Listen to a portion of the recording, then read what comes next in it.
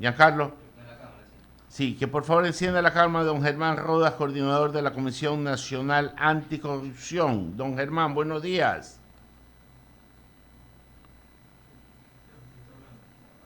Don Germán, buenos Buenos días. días, Ramiro, Ramiro ¿cómo está Cepeda le usted? Un saluda. saludo cordial, lo propio a Enrique, un saludo atento. ¿Cómo le está Ramiro llegando su Cepeda le gusto? saluda. Oiga, don Germán, le voy a hacer una infidencia y confidencia cada vez que lo veo.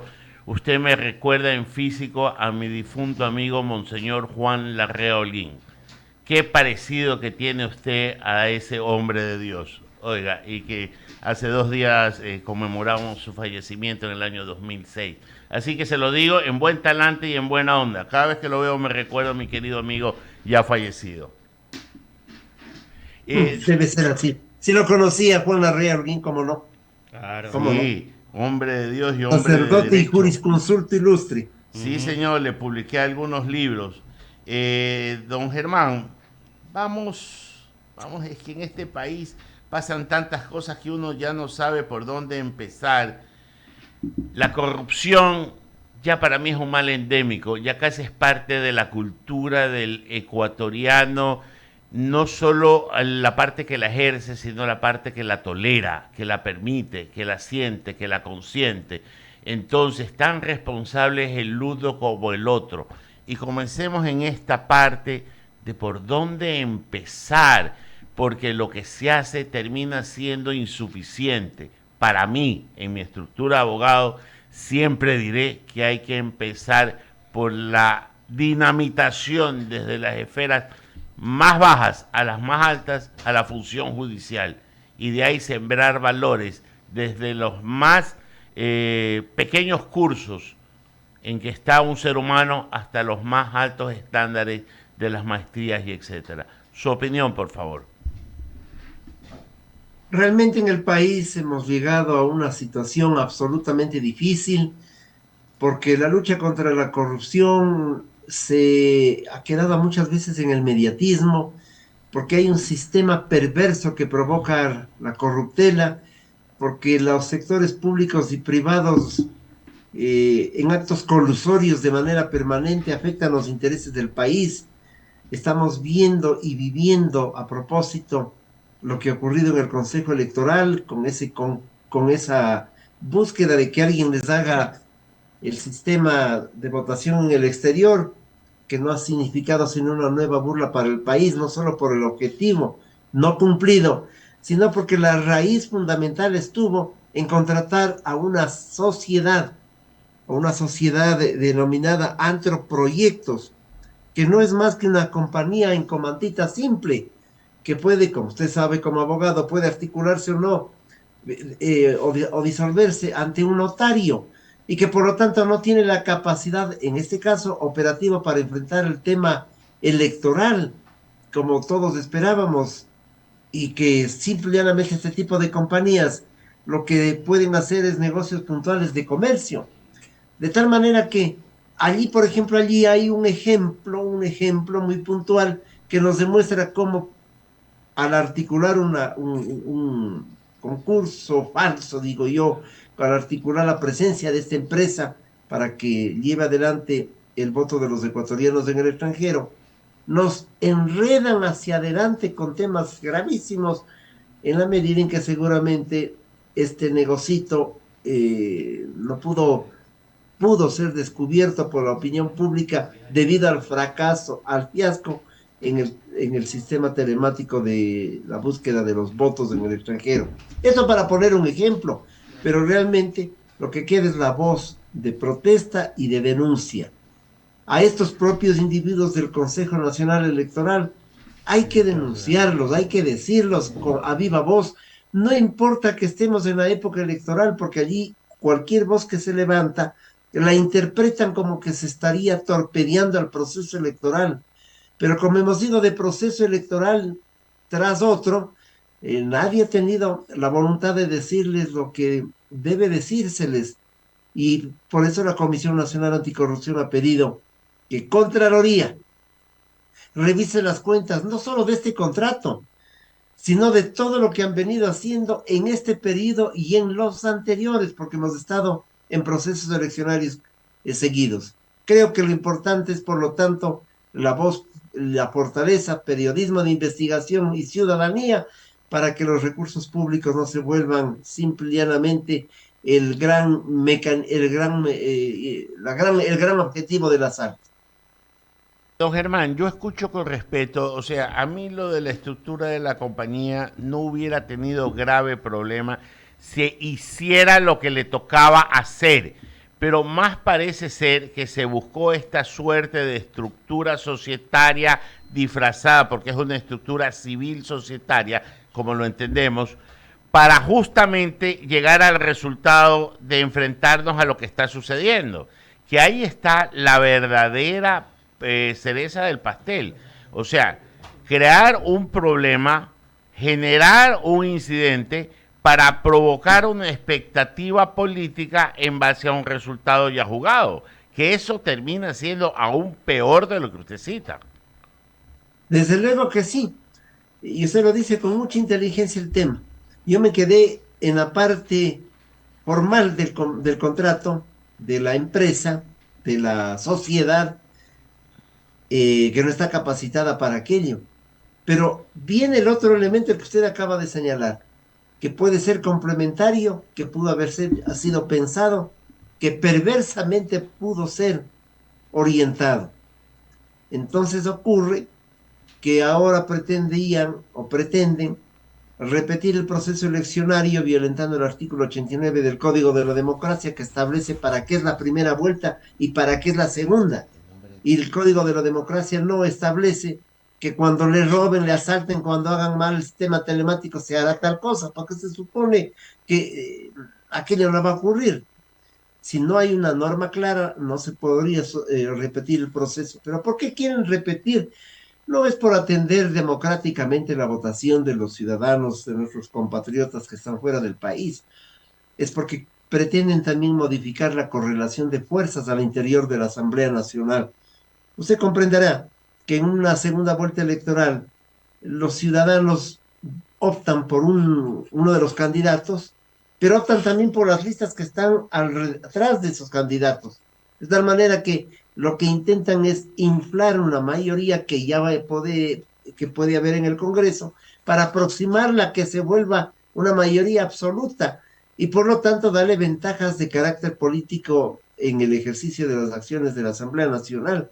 Es decir, hay un despropósito o hay un propósito eleccionario, hay un despropósito o hay un propósito perverso en el manejo económico de este contrato. Y lo que sí es evidente es que el fracaso, el fiasco que generó el Consejo Nacional Electoral, que lo echaron la culpa al hackeo ocurrido en la China, en Rusia, en cualquier parte del mundo, se inventaron aquello, no hace sino demostrarnos que las cosas se llevan mal y que ese es también un organismo que requiere que se reconstituya a la brevedad, porque pretende quedarse para las elecciones del 2025.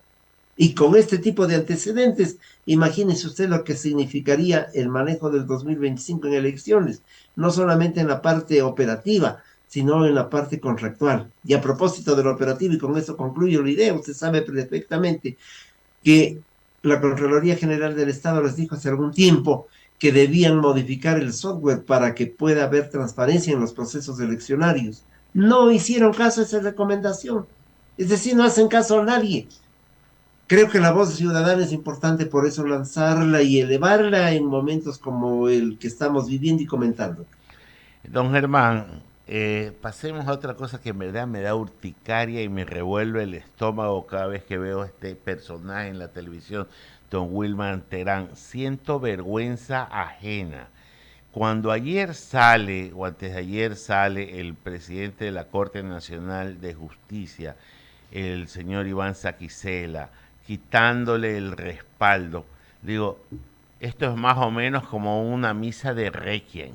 O sea, no lo hicieron en el momento que el personaje estaba en la terna, lo mandaron, sabían los antecedentes y resulta que sometieron al país y a ellos mismos a esta vergüenza no solo en su imagen, sino en su proceder, porque la imagen sería de lo de menos, el que hable torpeza y media en forma poética sería lo de menos si sus actuaciones fueran de la mano con la ley, pero resulta que no sé qué es más grave, o su torpeza verbal o su torpeza en la ejecución, porque es evidente que todo lo que se ha hecho a través de ese órgano, o la mayoría de cosas que se han hecho a través del órgano que preside, son un despropósito que para los que somos abogados da vergüenza.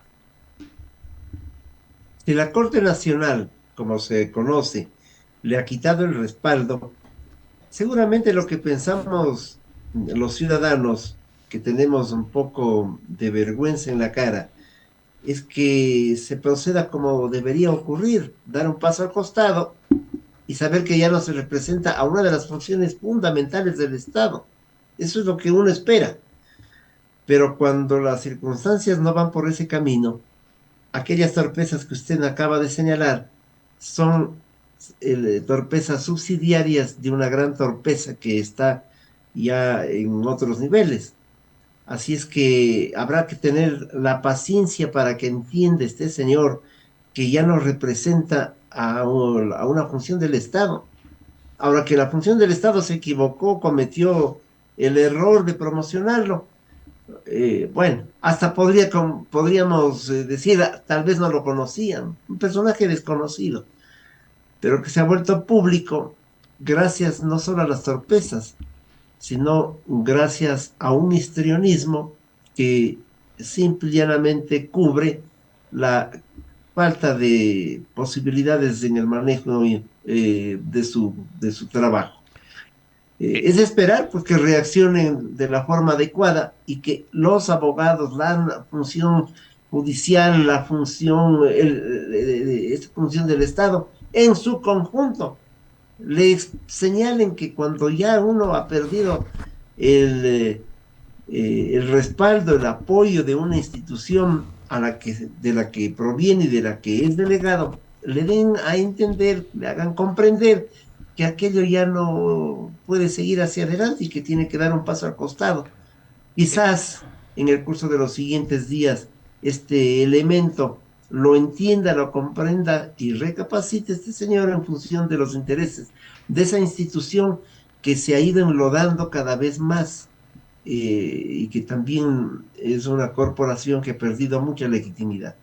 Yo creo que usted está aspirando a mucho, don Germán. Yo créame que no aspiro a ese tipo de cosas. Y me acuerdo hace mucho tiempo, no voy a decir el personaje, que le pusieron el mote de tonto solemne. Este lo ha superado en creces. Pero bueno, así es la vida y esto es lo que hay que vivir. Le paso a mi compañero Javier Segarra, que se integra a la mesa de diálogo y continúa con la entrevista. Por mí un gusto haberlo entrevistado. Gracias, Ramiro. Un Estimado saludo don cordial a Germán, usted. ¿cómo le va? Buenos días. Javier, ¿cómo Usted, está? Buenos días. bienvenido nuevamente.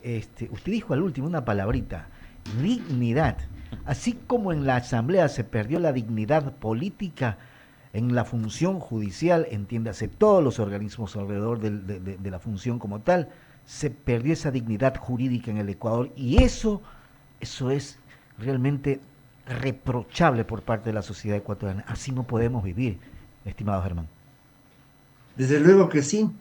Yo creo que hay valores que está por encima de lo que significa la inteligencia, el talento, la capacidad, la operatividad, etcétera, que son más del mundo de la subjetividad humana, que es la ética, que es la dignidad, que es el comportamiento transparente en el ejercicio de los cargos, porque lo otro se va aprendiendo, se va encontrando en el camino y con la experiencia de los años van llegando también estas cualidades. Pero la dignidad y la ética como que vienen, Javier, desde los hogares, ¿Sí? como que vienen en forma histórica desde los ancestros.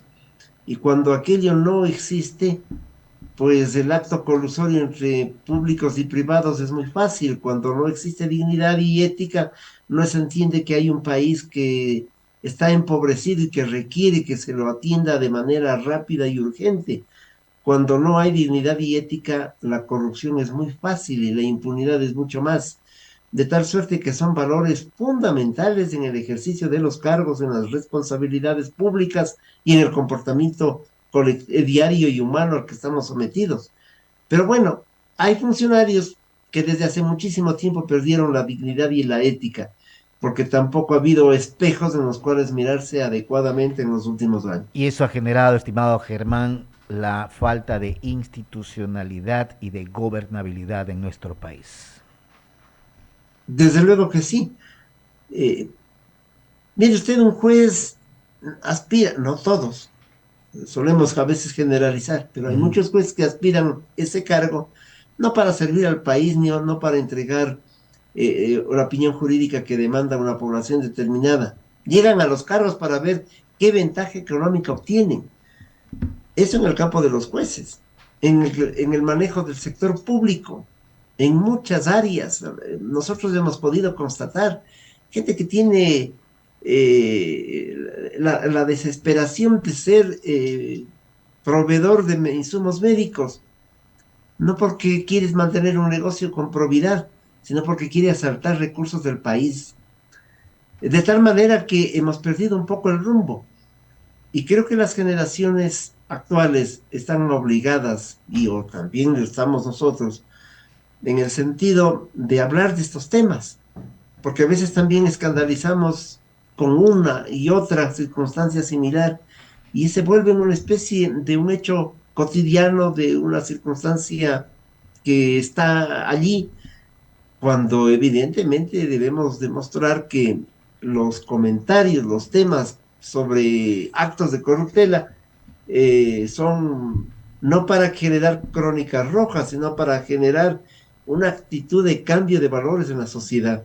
Yo creo que también hay esa perspectiva y debería haber esa expectativa. Pero insisto, cuando en los últimos años, por lo menos las últimas 2 décadas, casi las 2 últimas décadas, hemos visto que el poder político sirve solamente para el asalto, cuando hemos visto que no funcionan las estructuras del Estado, o que la Asamblea Nacional es cualquier cosa menos un centro de debate, cuando no hay contraposición de ideas, evidentemente estas son generaciones que nacen alrededor de esa realidad, que suponen que esa es la forma de hacer la política y que suponen que ese es el comportamiento cotidiano. De allí que la lucha contra la corrupción también parte por la construcción de un modelo de un modelo para lograr formar en valores. Es parte de un sistema nacional anticorrupción. No solamente es la ley punitiva y el rechazo al ciudadano corrupto, es por el otro lado una inversión social que ha de significar que al menos la historia y la geografía se estudien en los colegios para que sepan cuál es el país al que debemos defender, y que ha de significar que los valores fundamentales de transparencia en la cotidianidad y en la relación de los seres humanos debe prevalecer. Germán, queremos agradecerle por haber estado con nosotros, haber dialogado estos minutos acá en I99. Que tenga buen día. De igual manera, Javier, un saludo cordial, buenos días. Muchas gracias. Buen día, Germán Rodas. Rodas, quien es coordinador de la Comisión Nacional Anticorrupción. Yo creo que son situaciones muy claves en ese sentido, desde el punto de vista de lo que los ecuatorianos necesitamos a la hora de buscarle una salida al país. Y se habla obviamente de la ética, se habla de la dignidad, no solamente en lo político, sino que ahora también ha brincado esa falta de dignidad en la función judicial.